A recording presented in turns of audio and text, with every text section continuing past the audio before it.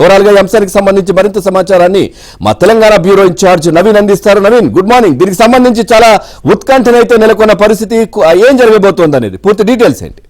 So మొత్తం మీద తెలంగాణ అంతటా కూడా ఇవాళ ఈ హైకోర్టు ఇచ్చేటువంటి తీర్పు వైపు చూస్తుంది. ఒకంత ఉత్కంఠ వాతావరణం అయితే కొనసాగుతోంది. సో ఇప్పటికే గత నెల 27వ తారీఖున ఈ బీసీ రిజర్వేషన్ల పెంపు బిల్లును వ్యతిరేకిస్తూ ఒక హౌస్ మోషన్ కూడా పిటిషనర్లు వేశారు. సో దాన్ని ఈ రోజుకి హైకోర్టు వాయిదా వేసింది. అయితే ఈ లోపుగానే సత్వరంగా విచారణ చేపట్టాలని చెప్పేసి పిటిషనర్లు సుప్రీంకోర్టుకు వెళ్లారు. సో హైకోర్టులో కేసు విచారణలో ఉన్న నేపథ్యంలో సో ఈ కేసు మీద తాము జోక్యం చేసుకోలేమని చెప్పని సుప్రీంకోర్టు చెప్పినటువంటి నేపథ్యంలో సో ఇవాళ హైకోర్టులో విచారణకు రానున్నటువంటి ఈ కేసుకు సంబంధించి సో తెలంగాణ అంతటా కూడా ఒకంత ఉత్కంఠగా ఎదురు చూస్తున్నటువంటి పరిస్థితి. సో మొత్తం మీద తెలంగాణలో సో దాదాపుగా ఏడాదిన్నర కాలంగా స్థానిక సంస్థలన్నీ కూడా దాదాపుగా గడువు ముగిసిన తర్వాత ఎక్కడికక్కడ పాలన పడికేసినటువంటి పరిస్థితి. సో ప్రత్యేక అధికారులతోనే ఈ పాలన కొనసాగుతున్నటువంటి పరిస్థితి. మరోవైపు కేంద్ర ప్రభుత్వం నుంచి రావాల్సినటువంటి స్పెషల్ గ్రాంట్స్ కూడా నిలిచిపోయినటువంటి పరిస్థితి. సో ఈ నేపథ్యంలో సత్వరంగా ఎన్నికలు నిర్వహిస్తే తప్ప గ్రామాల్లో ముఖ్యంగా పాలన ముందుకు సాగేటువంటి పరిస్థితి లేదు. సో కనుక ప్రభుత్వం గత ఎన్నికల హామీ ఇచ్చినటువంటి నేపథ్యంలో బీసీ రిజర్వేషన్లను పెంచుతూ 42% బీసీ రిజర్వేషన్లు పెంచుతూ నిర్ణయం తీసుకుంది, ఒక జీవోను కూడా తీసుకొచ్చింది. సో ఈ రిజర్వేషన్లకు ముందు ప్రభుత్వం చాలా పూర్తిగా పారదర్శకంగా రాజ్యాంగబద్ధంగా ఒక కసరత్తు కూడా పూర్తి చేసింది.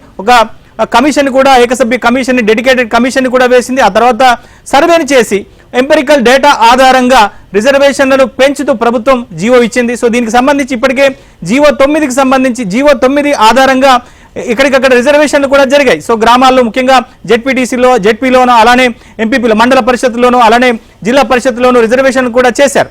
సో ఇది ప్రస్తుతం హైకోర్టులో విచారణల దశలో ఉన్నటువంటి నేపథ్యంలో, గడిచిన అనుభవాల నేపథ్యంలో, ఎందుకంటే రిజర్వేషన్లో 50% మించి ఉండకూడదన్నటువంటి నిబంధన నేపథ్యంలో సో తెలంగాణ సర్కార్ రిజర్వేషన్లు దాదాపుగా 67% తీసుకొచ్చింది. సో కనుక ఇది రాజ్యాంగబద్ధంగా లేదు అనేటువంటి వాదన కూడా ఉంది. మరోవైపు ప్రభుత్వం తన వాదన తాను చెప్తోంది. ఎందుకంటే రాష్ట్రంలో ఉన్నటువంటి జనాభాను ఆధారంగా చేసుకొని బీసీలకు రిజర్వేషన్లు పెంచాల్సినటువంటి అవసరం ఉన్నటువంటి నేపథ్యంలో పూర్తిగా రాజ్యాంగబద్ధ ప్రక్రియలోనే తాము రిజర్వేషన్లు పెంచామని చెప్పని ప్రభుత్వం చెప్తోంది. సో మరోవైపు గతంలో సుప్రీంకోర్టు ఇచ్చినటువంటి సీలింగ్ నేపథ్యంలో, అంటే రిజర్వేషన్లు 50% మించి ఉండకూడదు అని చెప్పేసి గతంలో సుప్రీంకోర్టు ఒక సీలింగ్ ఇచ్చింది, తీర్పు ఇచ్చింది.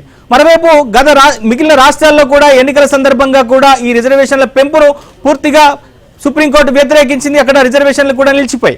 సో మరి తెలంగాణలో ప్రభుత్వం 67% పైగా 27% రిజర్వేషన్లు పెంచుతూ తీసుకున్నటువంటి నిర్ణయాన్ని మరి ముఖ్యంగా హైకోర్టు దీన్ని యాక్సెప్ట్ చేస్తుందా, దీనికి మద్దతు పలుకుతుందా, లేదా దీని మీద నెగిటివ్ గా హైకోర్టు తీర్పిస్తుందా అనేటువంటిది ఒకంత ఉత్కంఠగా కొనసాగుతున్నటువంటి పరిస్థితి. సో మొత్తం మీద ప్రభుత్వం అయితే ముందుకు వెళ్తుంది. సో ఇప్పటికే షెడ్యూల్ అయితే విడుదల చేసింది. సో రేపటి నుంచి నోటిఫికేషన్ కూడా రాబోతుంది.